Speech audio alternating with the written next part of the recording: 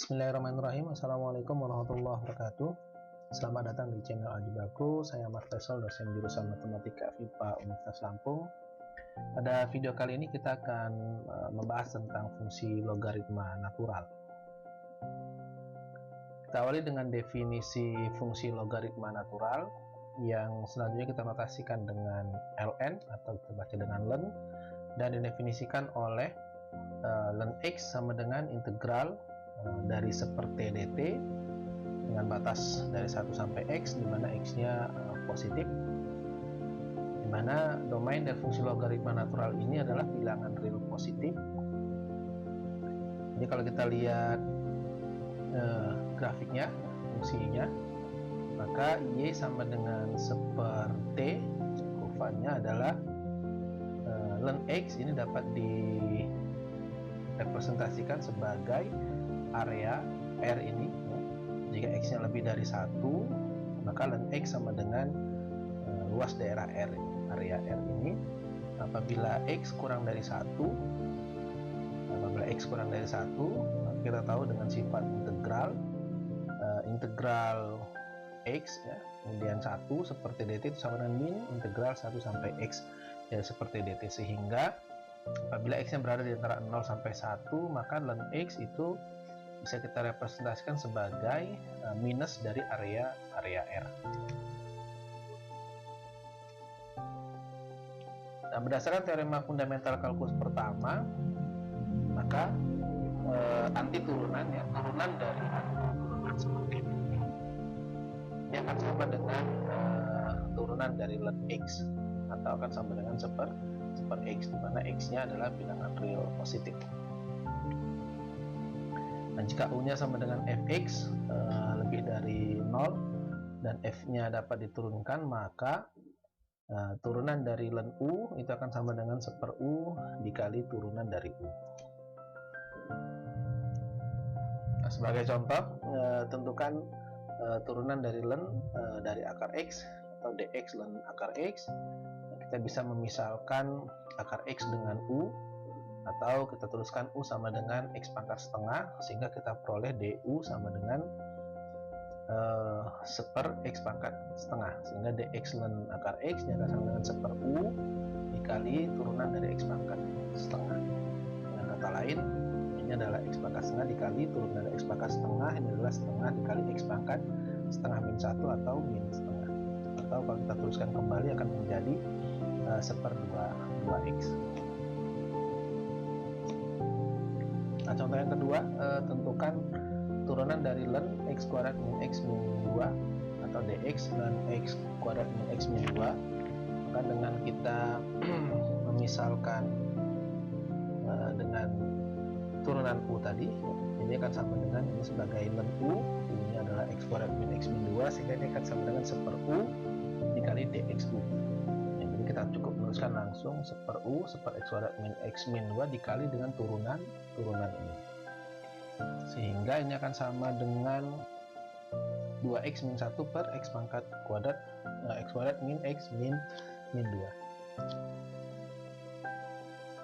Nah, contoh yang ketiga, tunjukkan bahwa turunan dari len nilai mutlak x itu sama dengan seper x, di mana x nya tidak sama dengan 0. Nah, kita ingat kembali definisi dari nilai mutlak x itu akan sama dengan x jika x nya lebih dari 0, dan akan bernilai min x jika x nya kurang dari 0, sehingga ini ada dua kondisi untuk mencari turunan dari len nilai mutlak x. Maka apabila x nya lebih dari 0, maka fungsi yang kita gunakan nilai mutlak x sama dengan x, dan diperoleh turunan dari len nilai mutlak x adalah turunan dari len x atau sama dengan seper x.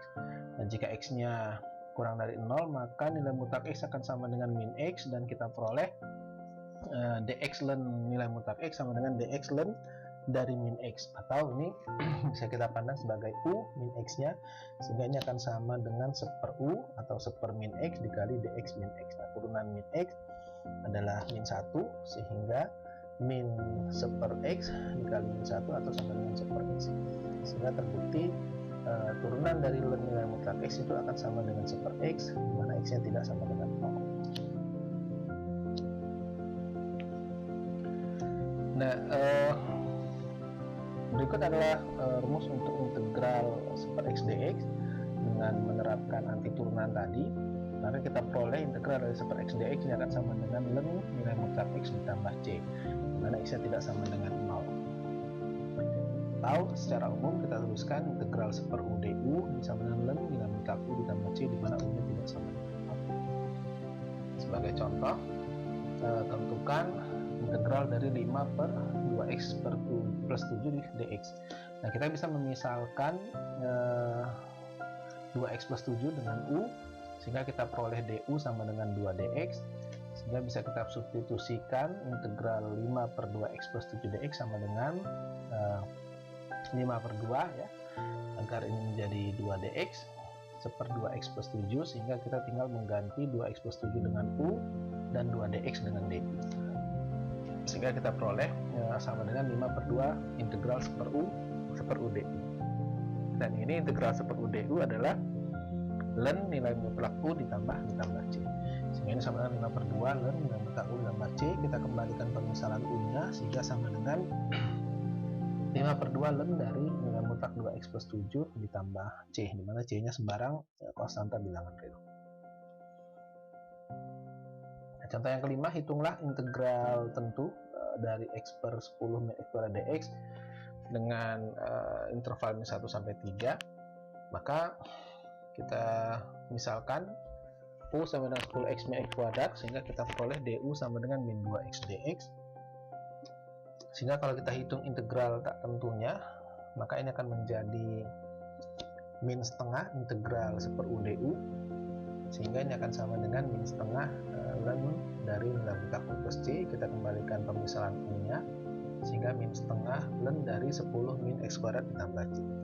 Nah, sehingga kita peroleh integral dari x per 10 min x kuadrat dx dari min 1 sampai 3 ini akan sama dengan 1/2 ln nilai mutlak 10 min x kuadrat ditambah dimasukkan nilai ininya, nilai batasnya min 1 sampai 3, sehingga kita substitusikan nilai x sama dengan 3 dan kita peroleh 10 min 9 1 ln 1 ini min 1 ya, jadi setengah ln 9, atau mendekati menjadinya setengah ln min 9, karena kita tahu ln 1 ini sama dengan 0.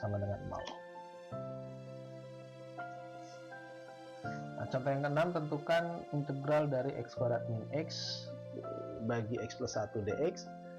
Maka kalau kita gunakan pembagian ini, maka x kuadrat min x dibagi dengan x plus 1 ini secara sederhana bisa kita tuliskan kembali sebagai x ya, min 2 ditambah 2 per x plus 1. Nah, ini pembagian x kuadrat min x dengan x plus 1, ini hasilnya adalah x min 2 dengan sisa 2, jadi ini sama dengan x min 2 ditambah 2 per x plus 1, sehingga integral ini dapat kita tuliskan kembali menjadi integral x min 2 dx ya, dengan menggunakan sifat integral ini kita bisa menjadi integral f plus g, ini sama dengan integral f ditambah integral g, jadi integral 2 integral seper x plus 1 dx. Nah, ini kita gunakan integral ln tadi, sehingga ini sama dengan ini integral biasa x kuadrat per 2 min 2x, dan 2 integral seper x ini menjadi 2 ln x plus 1.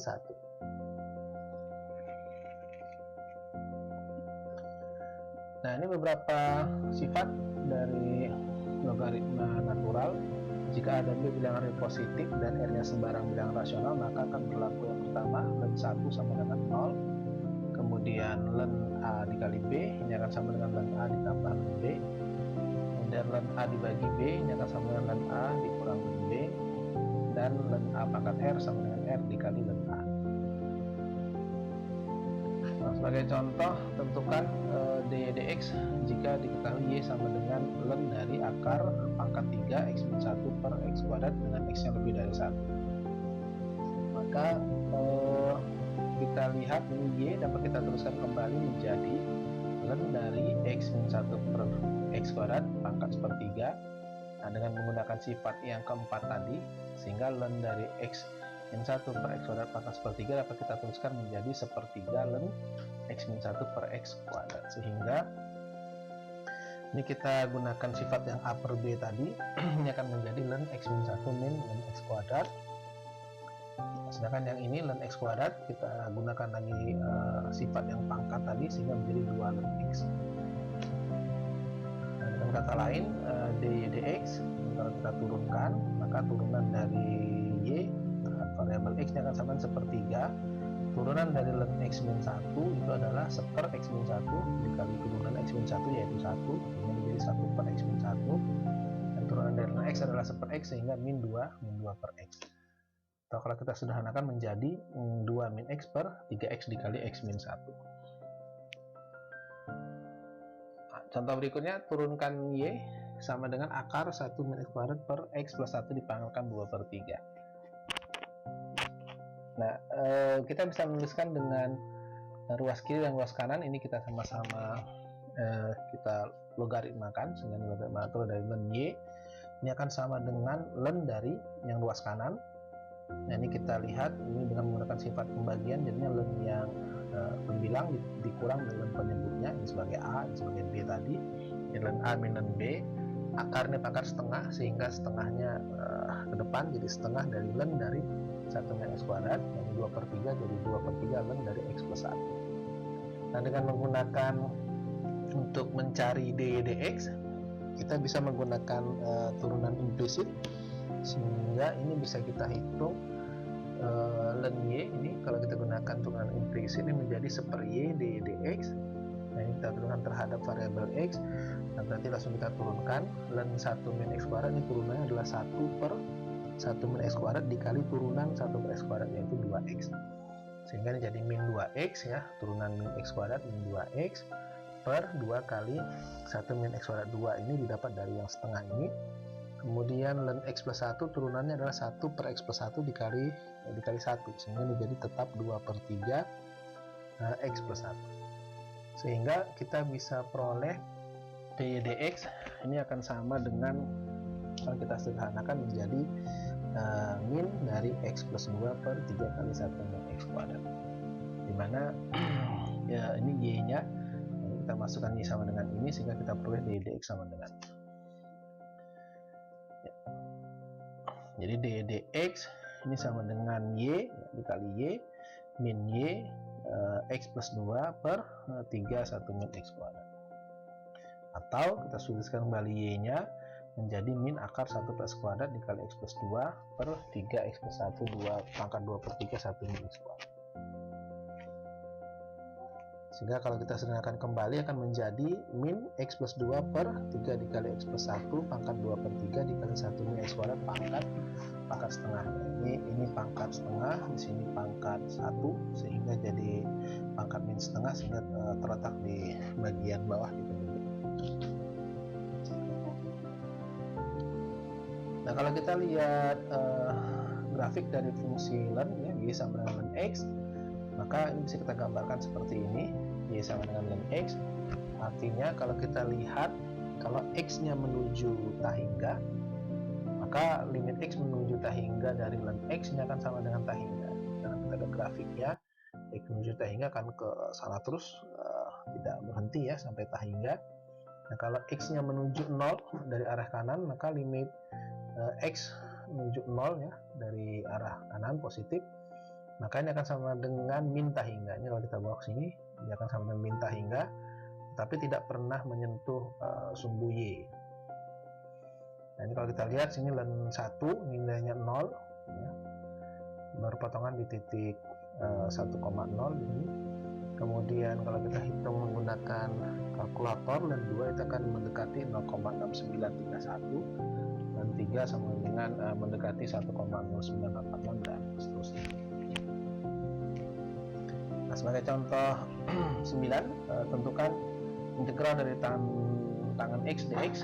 Nah, ini kita bisa menggunakan konsep logaritma natural karena kita tahu tangan x itu dapat kita tuliskan sebagai sin x per cos x, sehingga kalau kita misalkan penyebutnya yang di bawah cos u sama dengan cos x, maka kita akan peroleh du sama dengan min sin x dx, sehingga integral tangan x dx ini dapat kita tuliskan sebagai integral sin x per cos x dx, sehingga yang cos x ini kita ganti dengan u, Kemudian sin x dx kita substitusikan menjadi min du, sehingga ini sama dengan integral dari min. Ya, ini kalau kita tuliskan secara rinci, ini min 1 min sin x dx, sehingga ini menjadi integral min du per u, ya, atau min len nilai mutlak dari cos x. Begitu juga dengan kalau fungsinya kita ganti dengan kotangan x dx, ini dengan cara yang sama. Kalau tangan x dapat kita tuliskan sebagai sin x per cos x, maka kotangan bisa kita tuliskan sebagai kebalikannya, yaitu cos x per sin x, sehingga kita peroleh integralnya adalah len dari nilai mutlak sin x. Nah, contoh yang terakhir di contoh 10, tentukan integral dari secant x cosecant x dx. Maka dengan menggunakan identitas secant cosecant, ini secant x dikali cosecant x dapat kita tuliskan sebagai tangan x ditambah kotangan x. Nah, ini kita lihat di sini hubungannya nanti secant x itu seper cos x dan cosecant adalah seper sin. Ini nilai akan sama, sehingga integral secant x cosecant x dapat kita tuliskan sebagai integral dari tangan x ditambah kotangan x dx. Nah, ini tinggal kita integralkan satu persatu dengan menggunakan yang kita peroleh di contoh 9 tadi, sehingga integral tangan x adalah min len dari nilai mutlak cos x, dan kotangan x integralnya adalah len dari nilai mutlak sin x plus konstanta x. Baik, demikian penjelasan tentang fungsi logaritma natural, khususnya pada turunan dan integral. Untuk saran, kritik, pertanyaan dapat Anda tuliskan pada kolom komentar. Mohon maaf atas segala kekurangan. Terima kasih atas perhatiannya. Sampai jumpa kembali pada video-video berikutnya. Wassalamualaikum warahmatullahi wabarakatuh.